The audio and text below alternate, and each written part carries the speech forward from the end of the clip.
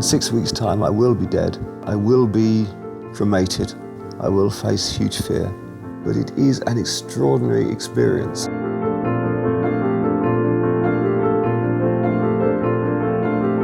This is the most exciting and the most extraordinary journey of my life.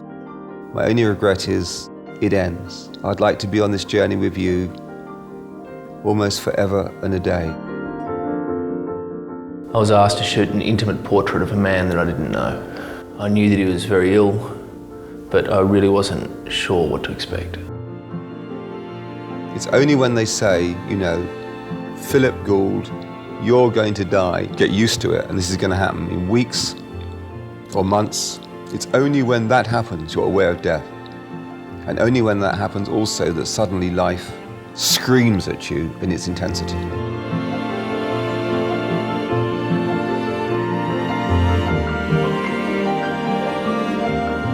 I saw my children born, I saw them born, and I saw the incredible, massive potential of that moment.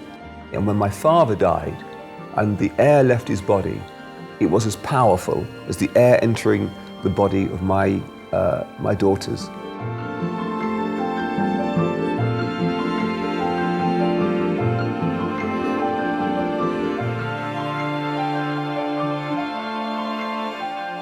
And I knew that the purpose here now was to give as much love as I could to people who mattered to me, even though I was dying. And my life became death. It gained a kind of quality and a power it had never had before. It entered a new zone, which was the death zone. Oh, sorry, it's my wife. Just 1 second. Hi, darling. Yeah, you okay with all this then, darling? It's lovely. I feel good. It's going to be beautiful there. I'm going to love it.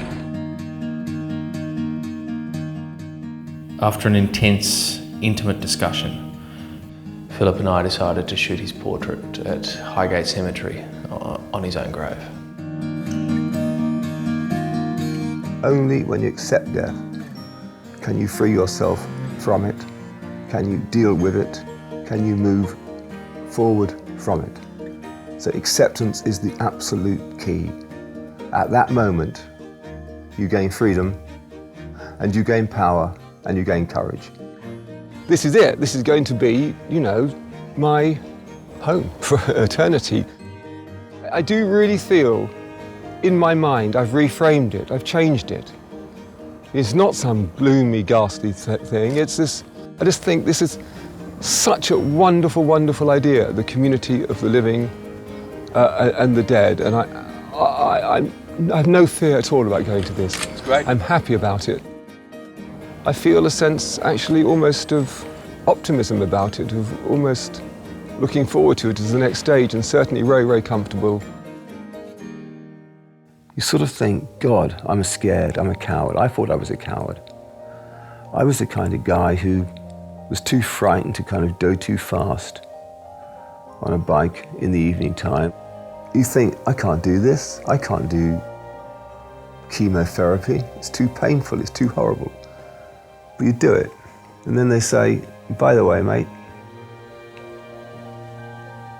you're not going to have a stomach, and you'll never eat normally again, ever again. And you kind of get used to it. And then you sort of think, actually, every single thing they throw at you is handleable, you can do it.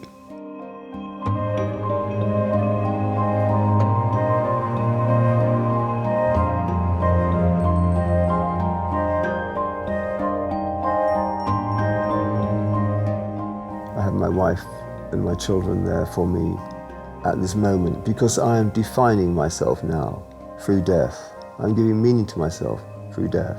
Without that, I do not know what I would do. I rely upon them enormously, almost completely.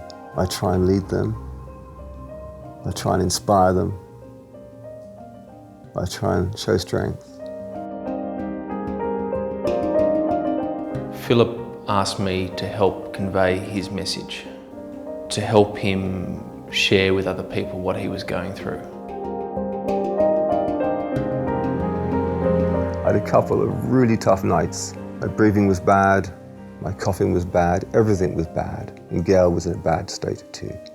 And then I just lay there and thought, okay, this is bad, but this is death. And as long as I look death in the eye, and as long as I accept that I can choose the death that I seek and the death that I choose, I have some freedom here. I have some power here. I have some possibility to shape for myself my own death. And at that moment, I have a kind of freedom.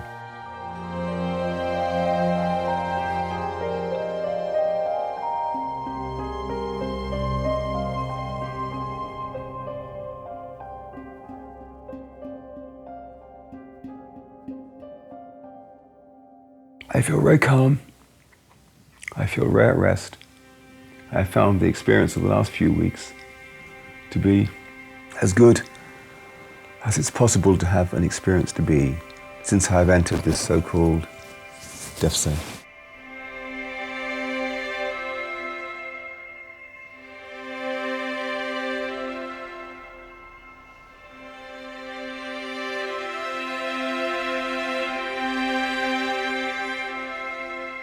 I've had more moments of happiness in the last 5 months than perhaps the last few years.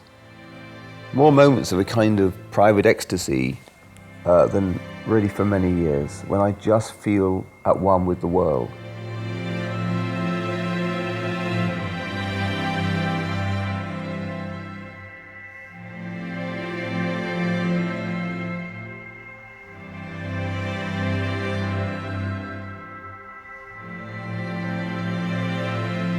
The thing I'd like to say to my daughters is, I love them. And the thing I'd like to say to my wife is, I'm sorry I let you down, but my God, you're fantastic. And I'm not letting you down now. And you will have the best life afterwards, I believe. I love them all. That's what I want to say to them.